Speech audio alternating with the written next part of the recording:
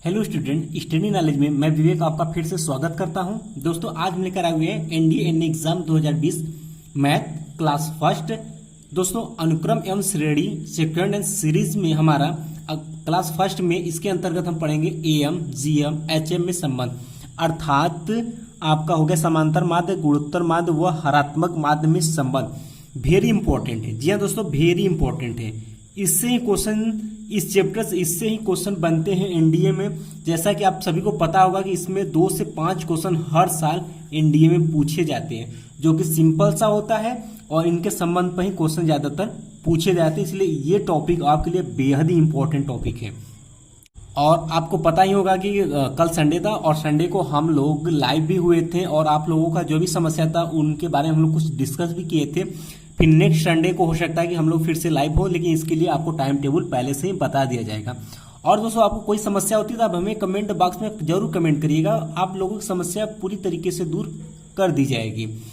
तो दोस्तों आज की क्लास में हम एएम जीएम और एचएम में संबंध सबसे पहले पढ़ेंगे। उसके बाद फिर इस पर किस तरीके से एनडीएम क्वेश्चन पूछे जाते हैं वो क्वेश्चन भी हम लोग इस पर डिस्कस करेंगे। फिर नेक्स्ट क्लास की प्लानिंग आपको बता देते हैं। नेक्स्ट क्लास में सिर्फ हम लोग ओल्ड पेपर लगाएंगे। जी हाँ दोस्तों, एनडीए का ओल्ड पेपर ही सॉल्व करेंगे, क्योंकि अगर ओल्ड पेपर आपने सॉल्व कर लिया तो आपने 70% काम कर लिया, अर्थात आपने 70% एक्सरसाइज अच्छे से कर लिया। क्योंकि यूपीएससी जो होता है एनडीए में जो एग्जाम करवाता है, लगभग क्वेश्चन पूछने का तरीका सब कुछ प्रोसेस सेम रहता है। इसलिए मैं हमेशा जोर देता हूं कि आप लोग जिसके पास जो भी बुक है, एक्सरसाइज बुक है, आप ओल्ड पेपर लगाना स्टार्ट कर दीजिए। अगर ओल्ड पेपर आप स्टार्ट करते हैं लगाने के लिए तो समझ लीजिए आपने 70% कोर्स अपने आप में कंप्लीट कर रखा है।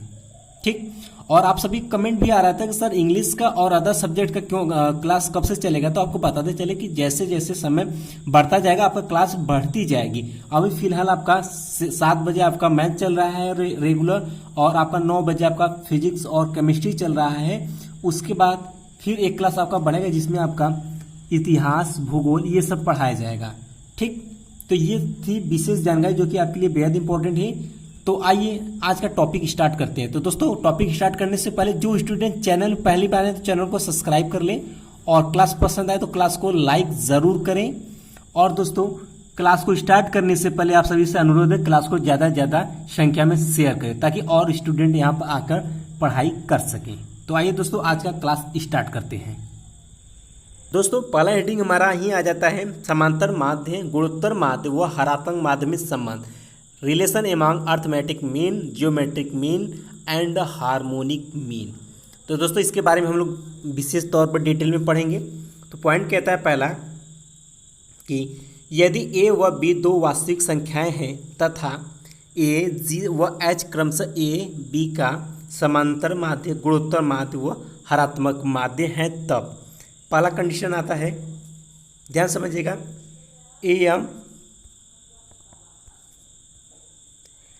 M greater than GM greater than HM. ध्यान समझिएगा कि जो एम होता है यहाँ पे ए और जी और एच में इसको प्रदर्शित किया गया है, अर्थात हम कह सकते हैं कि एम जो होगा वो बड़ा होगा किससे, बड़ा होगा या बराबर होगा किससे, जीएम से, अर्थात गुणोत्तर माध्य से। और गुणोत्तर माध्य जो होगा वो बड़ा होगा या बराबर होगा किससे, हरात्मक माध्य से। सबसे बड़ा कौन होगा, आपका समांतर माध्य सबसे बड़ा होगा। इस चीज़ को आप, इस संबंध को आप याद रखिएगा। इसी संबंध पर क्वेश्चन आपसे एनडीए में पूछे जाते हैं। ठीक।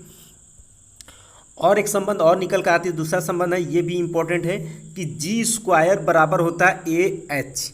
ए एच का मतलब होता है कि यहाँ पर बात करते हैं तो जी एम स्क्वायर बराबर होता है A M into H M के, अर्थात गुणोत्तर माध्य का स्क्वायर बराबर होता है समांतर माध्य इंटू हरात्मक माध्य। ये बेहद इंपॉर्टेंट दोनों हैं। इस दोनों फार्मूले को आप याद रखिएगा, इससे क्वेश्चन आपके पूछे जाएंगे और इस साल भी इससे क्वेश्चन आपको एनडीए में देखने को मिलेंगे। ठीक। तीसरा पॉइंट इसमें कहता है हमारा, तीसरा पॉइंट कहता है कि यदि ए तथा जी 2 धनात्मक संख्याओं के मध्य क्रमशः समांतर माध्य तथा गुणोत्तर माध्य है, तब संख्याएं जो होंगी वह एम। देखिए ध्यान समझिए दोस्तों, यहाँ पर इसमें आपको ए एम की जगह पर ए लिखा गया है और जी एम की जगह पर जी लिखा है और एच एम की जगह पर एच लिखा है। इस चीज़ को आप समझिएगा। इनका मतलब है समांतर माध्य, गुणोत्तर माध्य और हरात्मक माध्य। ठीक, तो यहाँ से तब संख्याएं जो होंगी हमारी ए प्लस माइनस अंडर रूट में ए स्क्वायर माइनस जी स्क्वायर होंगी, तथा वह द्विघात समीकरण जिसके मूल ए बी हैं अर्थात X square minus 2ax plus G square बराबर 0 होती है। दोस्तों ध्यान समझिएगा, ये कुछ पॉइंट मैं आपको बस वैसे ही बताते चल रहा हूँ, बट जब क्वेश्चन हम आपको बताएंगे क्वेश्चन, तो आप उसमें पूरी तरीके से आपको क्लियर हो जाएगा किस तरीके से क्वेश्चन आपको पूछे जाते हैं। हो सकता है कि कुछ थ्योरी पार्ट में आपको कुछ क्लियर ना हो सके, लेकिन जो बता दें बस उसको सिर्फ एक बार आप ध्यान से सुन लीजिए, देख लीजिए, बाकी क्वेश्चन में आपको पूरी तरीके से क्लियर मैं करवा दूंगा।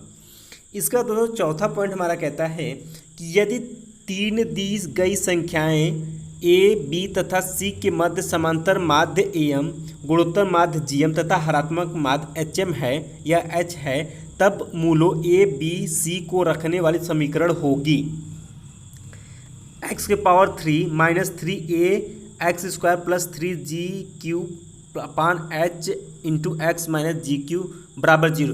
दोस्तों ये समीकरण आपको सिर्फ याद रखनी है। अगर इस टाइप का क्वेश्चन अगर आपको बना कर पूछा, सिर्फ इसी समीकरण में आपको वैल्यू पुट कर देनी और इक्वेशन आपको प्राप्त हो जाएगी। ठीक, तो दोस्तों ये कुछ पॉइंट इसमें रहा। इसके बाद दोस्तों अगला पॉइंट आता है, अपना अगला हेडिंग है हमारा कि समांतरिक गुणोत्तर श्रेणी क्या होती है। ठीक, अर्थमेटिको जियोमेट्रिक प्रोग्रेशन क्या होती है। जैसे कि आपका समांतर श्रेणी होता है, गुणोत्तर श्रेणी होता है, दोनों श्रेणियों को मिलाने पर जो श्रेणी बनकर आती है उसे हम कहते हैं समांतरिक गुणोत्तर श्रेणी। आपको बात क्लियर हो गया होगा। यहाँ परिभाषा भी कहता है कि वह श्रेणी जिसका प्रत्येक पद किसी समांतर श्रेणी और गुणोत्तर श्रेणी के संगत पदों के गुणनफल से, जहाँ दोस्तों उनके साथ मिलने के गुणनफल के से प्राप्त श्रेणी को हम समांतरिक गुणोत्तर श्रेणी कहते हैं। यहाँ पर कहा है कि यदि समांतर श्रेणी a plus D plus a plus 2d, जो जैसा कि हमने आपको समांतर श्रेणी के व्यापक टर्म पद बताया था ये हो गया, तो प्लस डॉट डॉट करके दिया a प्लस n माइनस 1 अर्थात nवां पद यहाँ पर ये लिखा हुआ है हो, तब क्या कर देंगे, तब यहाँ बोल रहा है और गुणोत्तर श्रेणी हमारा दिया हुआ 1 plus R square dot dot R के पास n माइनस 1 हो, तो उपरोक्त दोनों श्रेणियों के संगत पदों, ध्यान समझिए संगत पदों का मतलब ये होता है कि जैसे यहाँ पर 1 प्लस आर दिया है तो अगले वाले में क्या था, उसमें क्या था ए प्लस डी था ना। इस तरीके से तो पहले का पहले से मिलाएंगे, दूसरे का दूसरे से मिलाएंगे। ठीक, और दोनों क्या करेंगे आपस में गुणा कराकर लिखेंगे। तो यही कह रहा है कि संगत पदों के गुणा करने से बनी श्रेणी जो होगी, यहाँ पर आपको देखने को मिलता है कि a plus d into r हो जाता है। प्लस देखिए पहला गुणोत्तर श्रेणी का टर्म यहाँ पे है दिया हुआ है, और समांतर श्रेणी क्या था, ए था, फिर क्या था हमारा ए प्लस डी था, तो ए का गुणा ए से कराएंगे, ए प्लस डी गुणा इससे कराएंगे। यही लिखा गया है कि a plus d into r हो गया, plus a plus 2d into r square plus dot dot dot करते जाएंगे, और एन टर्म्स में क्या हो जाएगा, ए प्लस एक घट कर लिखेंगे हम n माइनस 1 इंटू डी, और r में क्या हो जाएगा, एक घट जाएगा अर्थात r के पावर n माइनस 1 हो जाएगा। ठीक, सिर्फ इतना हम nवां पद समांतर श्रेणी का nवां पद जानते हैं, और इसमें इंटू r के पावर n माइनस 1 कर देना है। ठीक, और ये जो श्रेणी प्राप्त होगी ये हमारी क्या होगी, समांतरिक गुणोत्तर श्रेणी प्राप्त होगी। ये दोस्तों हो सकता है कि आपने जब 11th में पढ़ा हो तो हो सकता है कि आपके सिलेबस में ना रहा हो, बट ये आपके यूपीएससी में इस टॉपिक से भी क्वेश्चन पूछे गए हैं। ठीक, तो इसे आपको देखना बहुत ही ज़रूरी है। तो समांतरिक गुणोत्तर श्रेणी के n पदों का योगफल का फार्मूला आ गया यहाँ पर, जैसे कि उनमें योगफल का फार्मूला आता है वैसे इनमें आ गया कि SN बराबर होता है a upon 1 minus R plus D R, कोष्ट में हो जाता है 1 माइनस आर के power n minus 1 upon 1 minus R का whole square minus a plus n minus 1 into D into R के power n upon 1 minus R. ये होता है, लंबा तो है बट आप इसको याद करने के एक प्रोसेस में आपको बता देते हैं कि आप इसको 3 से 4 बार आप कॉपी में लिखेंगे, 3 से 4 बार आप कॉपी में लिखेंगे, आपको पूरी तरीके से ये याद हो जाएगा, और याद करना भी आपको ज़रूरी है। ठीक, इसके बाद अगला हेडिंग है हमारा समांतरिक गुणोत्तर श्रेणी के अनंत पदों का योगफल। जैसे कि हम लोग गुणोत्तर श्रेणी में अनंत पदों के योगफल का फार्मूला देखे थे, वैसे हम यहाँ पर देखेंगे समांतरिक गुणोत्तर श्रेणी के अनंत पदों का योगफल, अर्थात यस इन्फाइनाइट इक्वल टू हो जाता है a/1 - r, इतना तो पहले से था, प्लस इसमें जुड़ जाता है d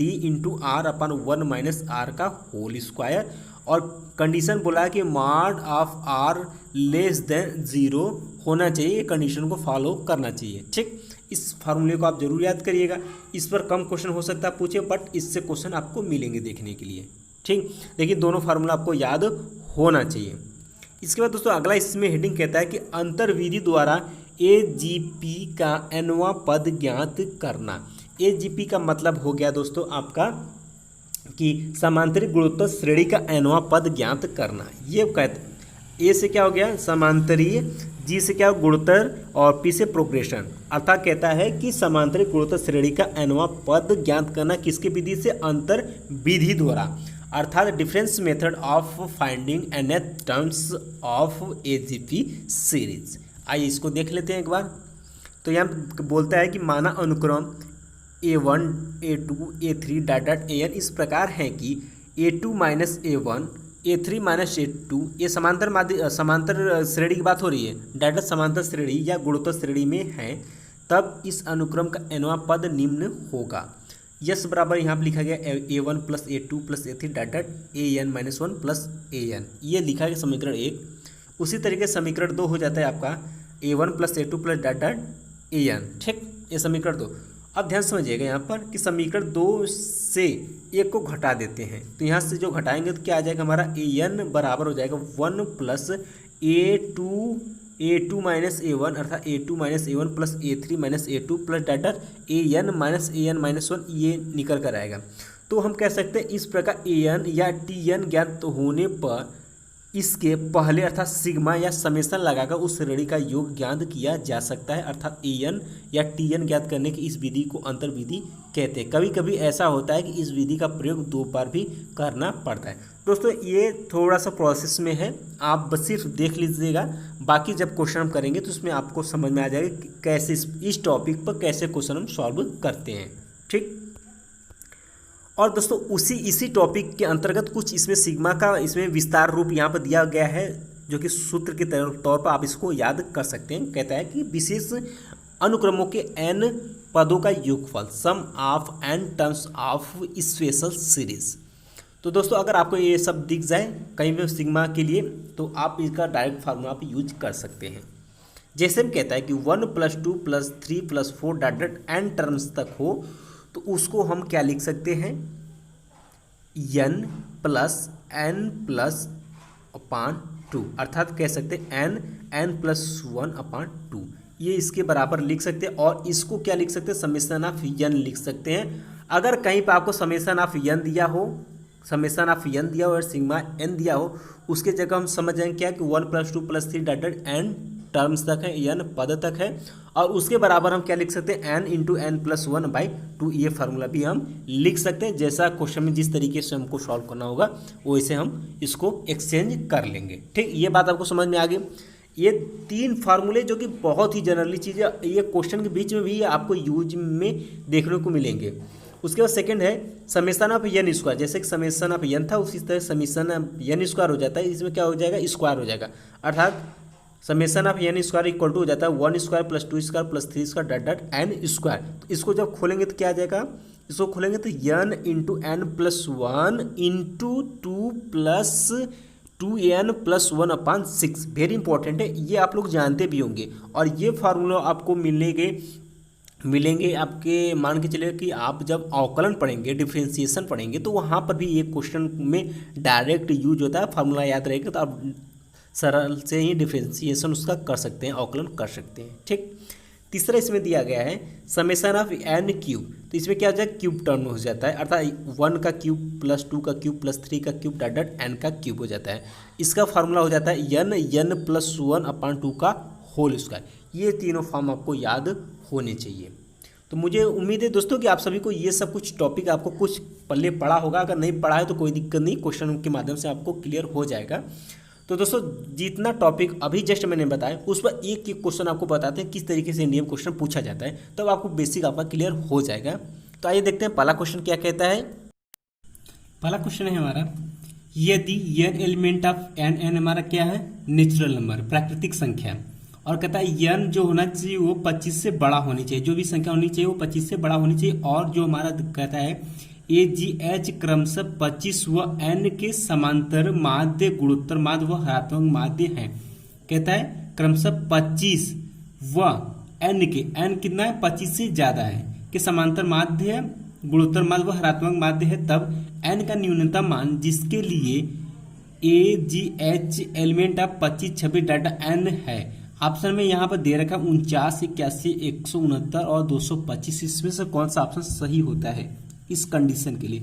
और ये हमारा है AM, GM और HM में संबंध के आधार पर ही क्वेश्चन ये है। तो दोस्तों इसमें कुछ लगाने के लिए नहीं है, थोड़ा सा थ्योरेटिकल टाइप से क्वेश्चन है। तो आइए देखते हैं इसको, ध्यान समझिएगा आप लोग। तो सबसे पहले हमें यहाँ पर हम लोग क्या निकाले थे, AM बराबर क्या हो जाएगा हमारा, AM बराबर क्या हो जाएगा हमारा, जैसे उसमें निकालते थे कि A प्लस B/2 होता था, इसी तरीके से इसमें क्या है कि एक तो 25 हो जाएगा और दूसरा का क्या हो जाएगा 25 से ज्यादा, अर्थात n दिया है तो कह सकते हैं हम 25 प्लस n/2 ये कह सकते हैं। और इसी तरीके से GM लिख सकते हैं या G लिख सकते हैं, और ये कितना होता है अंडर रूट में AB होता है, अर्थात एक ही जगह में कितना, मतलब पहला पद दिया है 25, तो ये जाएगा 25 और अंडर रूट में क्या हो जाएगा हमारा n हो जाएगा, ये हो जाएगा। या फिर इसको इसको अगर लिखना चाहे अंडर रूट में क्या हो जाएगा 25 इंटू n हो जाएगा, और इसमें से 5 निकल जाएगा बाहर, अर्थात 5√n हो जाएगा। और इसी तरीके से HM की बात करें अर्थात H की बात करें तो इसके लिए क्या हमने इसका हरात्मक माध्य पढ़ा था, क्या 2AB upon A plus B, इस टाइप से पढ़ा था, ये फार्मूला होता है। तो यहाँ पर हम क्या लिख सकते हैं 2 into 25 into n upon 25 plus n, तो इसको सॉल्व करेंगे क्या हो जाएगा, ये आ जाएगा हमारा कितना 50n अपॉन 25 प्लस n। तो अब ये बोलता है कि n का वह कौन सा न्यूनतम मान होगा जो इस कंडीशन को फॉलो करेगा, ठीक। तो ध्यान समझिएगा, और वो हमारा क्या होना चाहिए, नेचुरल नंबर होना चाहिए। तो इसके लिए हम आपको बताएं कि ध्यान समझिएगा कि AM, GM तथा HM क्या हमारी प्राकृतिक संख्या है, इसलिए n एक विषम पूर्ण वर्ग होना चाहिए।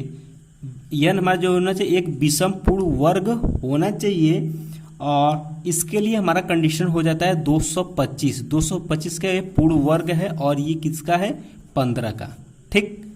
तो हम कह सकते हैं इस n बराबर 225 के लिए, ठीक, 225 के लिए सभी AM, GM और HM सभी कंडीशनों को फॉलो करेंगे, अर्थात सभी प्राकृतिक संख्या होंगे या हैं, इसलिए इसका डी ऑप्शन हमारा सही हो जाता है। तो दोस्तों ये कुछ थ्योरेटिकल टाइप से क्वेश्चन है। इसके बाद दोस्तों एक क्वेश्चन देखते हैं, उस अंतर्विधि द्वारा एपीजिया पद कैसे ज्ञात करते हैं उस पर देखते हैं। उस बाद फिर हम लोग एनडीए के कुछ ओल्ड पेपर भी सॉल्व करेंगे, उसमें देखते हैं किस टाइप से क्वेश्चन पूछा हुआ है। ये थोड़ा थ्योरेटिकल पार्ट था, हो सकता है कुछ आप लोगों को क्लियर ना हो, लेकिन दूसरा क्वेश्चन लेकर हम इसको और क्लियर कर देंगे, ठीक। अगला क्वेश्चन देखते हैं दोस्तों। दूसरा क्वेश्चन मोस्ट इंपोर्टेंट क्वेश्चन है, ये एनडीए में इस टाइप से क्वेश्चन आपको पूछे जाते हैं, बेहद ही इंपॉर्टेंट क्वेश्चन है, और ये है अंतर्विधि द्वारा एजीपी का एनवा पद ज्ञात करना, ठीक। इस पर आधारित क्वेश्चन है, तो आइए इसको सॉल्व करते हैं, किस तरीके से इसको सॉल्व किया जाता है। क्वेश्चन कहता है श्रेणी दिया है, श्रेणी 1 + 2 × 2 + 3 × 2 की पावर 2 + 4 × 2 की power 3 plus dot dot dot dot 100 × 2 की पावर 99, ये हमें दिया हुआ है का योग है। ऑप्शन में यहाँ पर 4 दे रखा है। दोस्तों ध्यान समझिएगा, ये पॉइंट देखिए 1, यहाँ क्या 2 है, यहाँ क्या है 3, यहाँ क्या देखिए 4। अब ध्यान समझिएगा 1 2 3 4 ये सब किस में है, ये सब समांतर श्रेणी में है। लेकिन इसके बाद देखें यहाँ पर तो क्या कहता है कि 2 की पावर 1, 2 की पावर 2, 2 की पावर 3, ये सब क्या है, ये सब गुणोत्तर श्रेणी में। अब दोनों को जब पद को आपस में गुणा करते हैं तो जो श्रेणी बनकर आती है वही हमारा समांतरी गुणोत्तर श्रेणी कहलाती है। तो आपने श्रेणी तो देख लिया, अब इसको इसको इसको किस तरीके से सॉल्व करेंगे, अब वो पूछता है इनका योग क्या होगा, अर्थात एसएन का वैल्यू हमसे पूछा हुआ है। तो इसको सॉल्व करने के लिए सबसे पहले हम कहेंगे कि माना यस बराबर, इसको लिख लेते हैं क्या, 1 + 2 × 2 की पावर 1 लिख देते हैं यहाँ पर समझने के लिए आपको, 3 × 2 की पावर 2 + 4 × 2 की पावर 3 प्लस डॉट डॉट, और यहाँ पर लिख देते हैं +100 × 2 की पावर 99। इसको मान लेते हैं इक्वेशन नंबर फर्स्ट मान लेते हैं। ठीक, इसको समीकरण नंबर 1 मान लेते हैं। अब ध्यान समझिएगा, अब कहेंगे समीकरण 1 में 2 से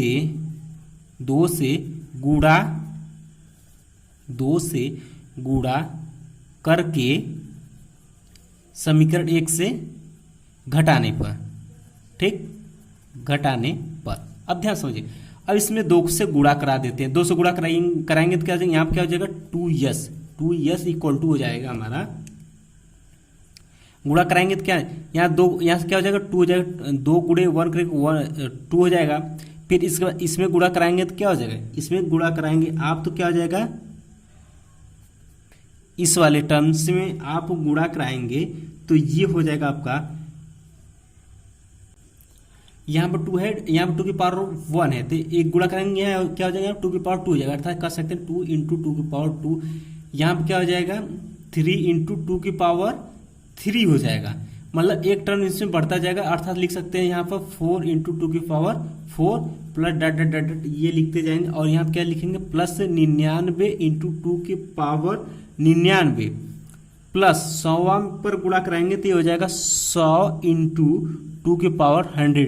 यहाँ पे क्या 99, लेकिन यहाँ पे एक बढ़ जाएगा, देख सकते हैं कि पहले टर्म में कराया तो 1 था तो क्या हो जाएगा 2 हो गया, और यहाँ पर 1 था तो यहाँ पे क्या हो जाएगा 2 हो गया, और यहाँ पर 2 था तो 3 हो गया।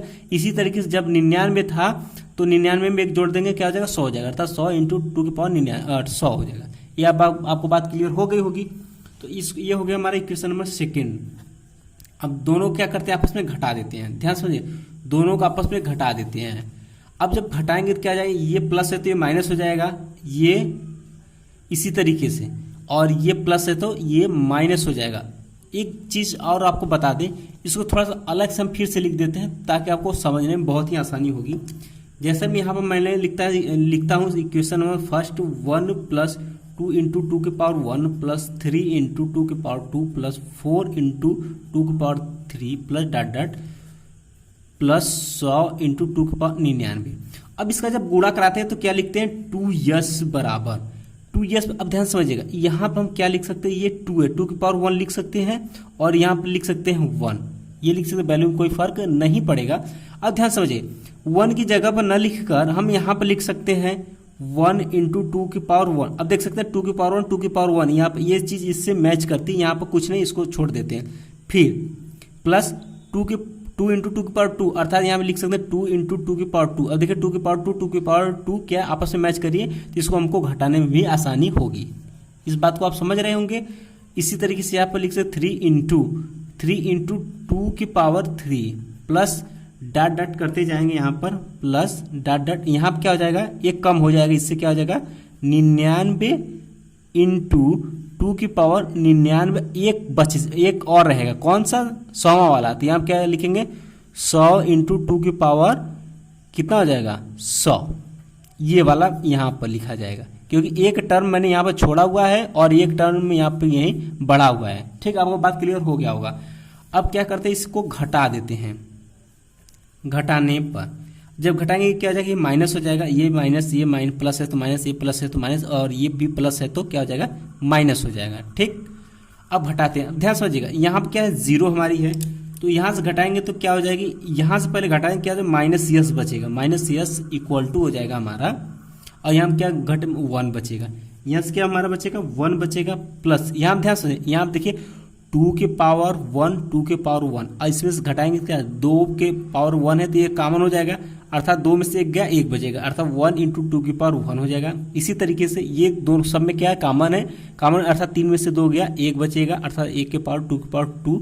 इसी तरीके देख सकते हैं ये के सब में है, देखिए 4 में से 3 गया 1 बचेगा, अर्थात हम कह सकते हैं कि यहां से हम कह सकते हैं माइनस एस इक्वल टू क्या आ जाएगा 1 प्लस 2 की पावर 1 प्लस 2 की पावर 2 प्लस 2 की पावर 3 प्लस 2 की पावर 4 प्लस डॉट डॉट जाएगा ये कहाँ तक, यहाँ पर देखिए क्या एक घट जाएगा अर्थात प्लस 2 की पावर 99 और प्लस एक यहाँ पर बचेगा आपका सॉरी यहाँ पर प्लस नहीं है, एक घटाने में क्या है प्लस का जगह पर माइनस हो जाएगा अर्थात ये हो जाएगा माइनस हो जाएगा यहाँ पर माइनस 100 इंटू 2 की पावर 100 हो जाएगा।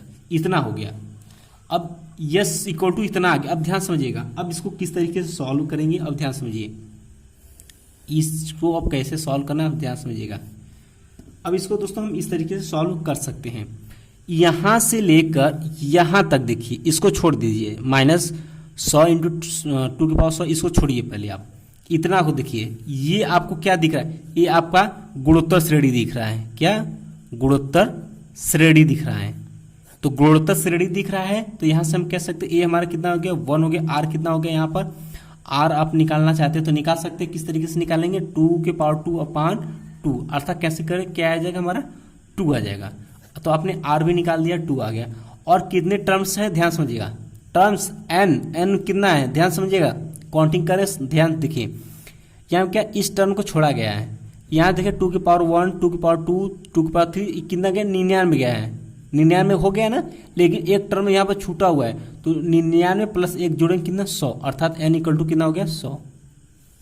अब ध्यान समझिए, अब r हमारा 2 है अर्थात r ग्रेटर देन 1, तो इसके लिए फार्मूला आपने एस एन पढ़ा होगा, एस एन इक्वल टू पढ़ा होगा a इंटू आर की power n minus 1 upon r minus 1। ये फार्मूला आप लगाएंगे जब r ग्रेटर देन 1 होगा तब।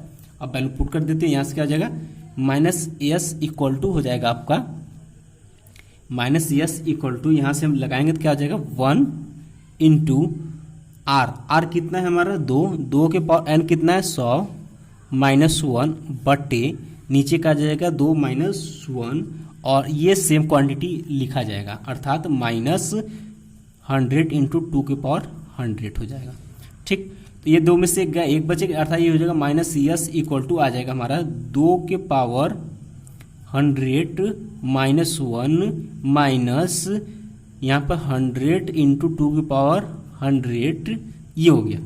ठीक, यहाँ से इतना हो गया। अब ध्यान समझिएगा आप लोग माइनस एस इक्वल टू, अब देखिए 2 की पावर 100 यहाँ पे देखिए 2 की पावर 100 है लेकिन यहाँ पे क्या है 1 है और यहाँ पे क्या है 100 है, तो 100 में से एक चला जाएगा कितना हो जाएगा माइनस 99 बचेगा। तो कह सकते हैं यहाँ से हम माइनस 99 इंटू 2 के पावर 100 हो जाएगा।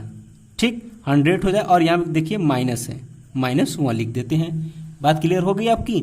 अब देखिए यहाँ पे माइनस माइनस कामा ले लेते हैं, क्या माइनस जब कामा लेंगे क्या हो जाएगा 99 इंटू 2 की पावर 100 प्लस 1 हो गया और माइनस माइनस क्या हो जाएगा इससे कैंसिल हो जाएगा और यस अर्थात योग हमारा आ गया 99 इंटू 2 की पावर 100 प्लस 1। बेहद ही इंपॉर्टेंट क्वेश्चन है दोस्तों, इस टाइप से क्वेश्चन आपके पूछे जाते हैं और ये इसका आंसर आ गया। तो आप ऑप्शन मिलाना चाहते हैं तो आप ऑप्शन मिला सकते हैं। तो यहाँ पर आप देखिए बी ऑप्शन आपका सही हो जाता है 99 इंटू 2 की पावर 100 प्लस 1, ये आपका राइट आंसर होता है। दोस्तों बेहद इंपॉर्टेंट क्वेश्चन है, इस टॉपिक से इसी तरीके से आपको एनडीए पूछा जाता है या फिर आप बीटेक का कोई भी एग्जाम देते हैं जैसे जेई मेन हो गया आपका या आईआईटी का भी देना चाहते हैं तो इस टाइप से इस चैप्टर से इस टाइप के क्वेश्चन बनते हैं। अगर आपने फॉर्म भरे होंगे तो आप जब भी एग्जाम देंगे तो आपको इस टाइप से क्वेश्चन आपको दिखेंगे। तो ठीक, तो दोस्तों ये क्वेश्चन थोड़ा आपको बताने के लिए लेंदी हो गया, लेकिन आप इस वक्त एक्सरसाइज जितना करेंगे आप उतनी क्वेश्चन जितना अटेम्प्ट करेंगे उतना ही आपको आसान बनता जाएगा। तो दोस्तों जितना आज मैंने पढ़ाया संबंध के बारे में उतना आपको इस पर क्वेश्चन भी आपको बता दिया, क्लियर हो चुका होगा आपको।